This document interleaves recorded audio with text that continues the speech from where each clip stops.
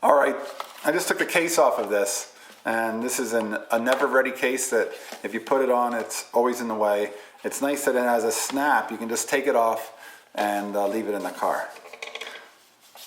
Some people build custom leather bottom cases for cameras. The Leicas all have those available. It's nice that you have this camera and it already comes with it. This is a $20 find at a yard sale, actually more of like an antique flea market in New Jersey I was at. And the beauty of this Yashica is the only rangefinder, weighs a ton, because it has an f1.4 lens.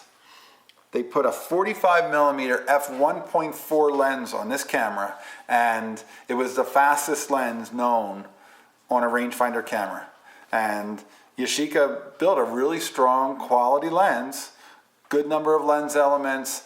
It's known for being a really well-made camera. Now, if you buy like the Electro Yashica, there's no shutter speed control. There's only aperture, or it might be the other way around. But there's only one control on it, and it's an automatic camera. The camera sets part of the exposure, and it's battery dependent. This, the battery only works the meter, and it has an aperture dial, and it has a shutter speed dial. So if you find one of these, just check it to make sure that the shutter speeds are working and the aperture is turning. I did that and everything was working good. Here's 1/8 of a second. Hear how quiet a leaf shutter is? Here's 1/2 a second.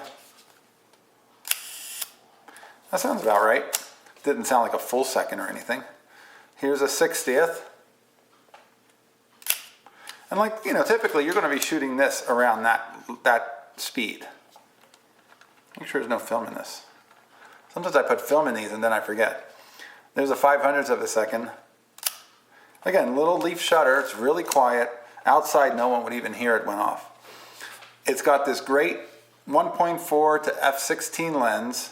The fact that it has a 1.4, it's probably sharper at f2, but if you're inside at night shooting your favorite jazz band, that 1.4 is going to let you shoot at a little bit faster speed when that saxophone player is wailing and moving around and won't stand still.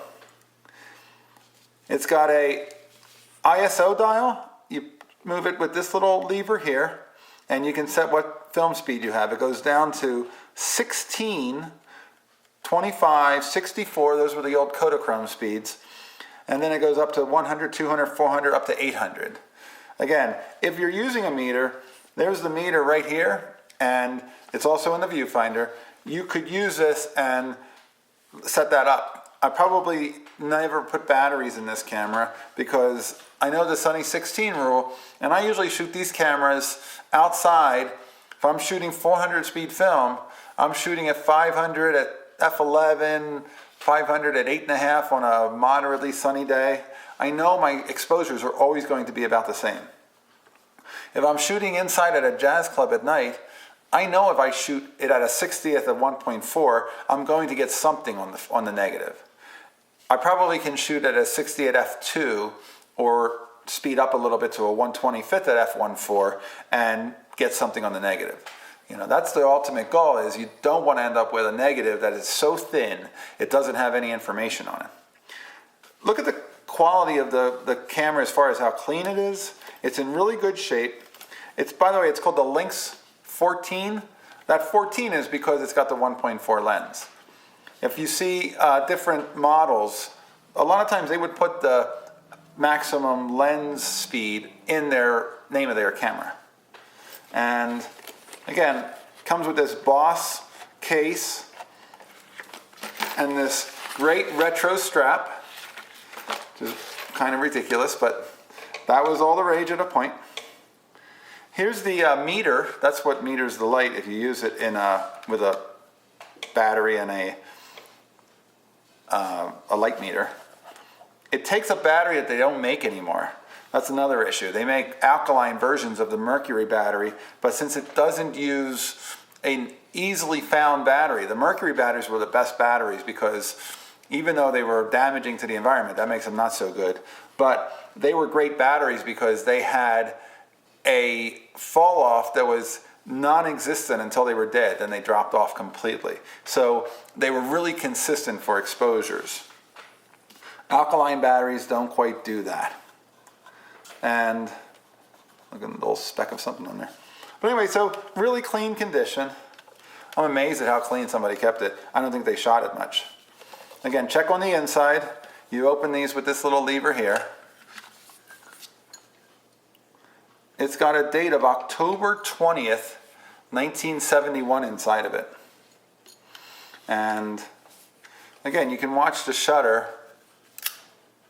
I just tripped it. It's got a, if you wanted to do like a partial turn of that, you can do a partial turn. The other thing is to check is, you know, your shutter speeds are working, the inside looks good, the back of the glass all looks clean, the back of the camera looks clean, everything looks good to me.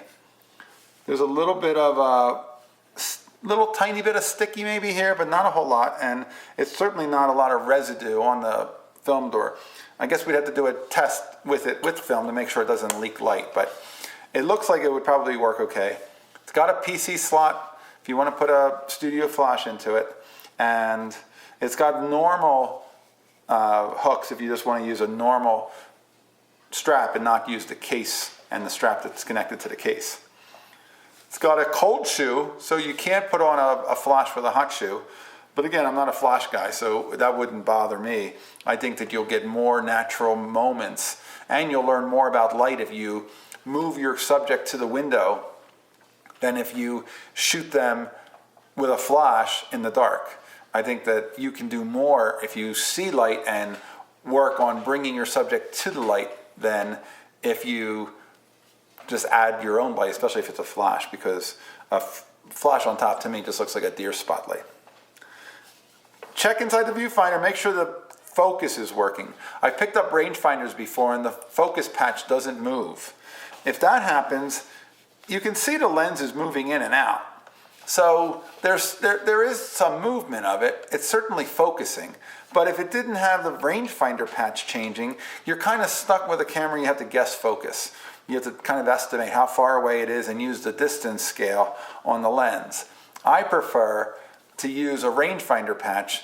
The beauty of a rangefinder patch is you can see it in really dim light, and that's what makes a rangefinder so much more critical for focus than a lot of DSLRs, is that you can see critically the focus point even in dark areas. So make sure the focus is working. It is in this one. Again, this was a steal for $20. I think she asked $25 and I asked $20 and she said sure. And that's the kind of thing. It's like people don't think there's much value in these, and again, I'm not collecting them. I'm going to shoot it. I think this is the kind of camera that I will have a ball shooting in a little rock and roll or a little music club somewhere, and it's going to work in that low light condition, because no matter how bad it is, this camera has this amazing 1.4 lens. I can probably hand hold it down to 1/8 of a second if I need to. I could probably hold it down to 1/4 of a second if I keep my hands on a table and I rest it. But in any case, it's one of those cameras that is pretty desirable, not that hard to find, but not readily available. And if you find one, make sure it's in good condition. Check the shutter speeds, check the apertures. You can see the apertures if you put it on f8, we'll say, and you put it on bulb.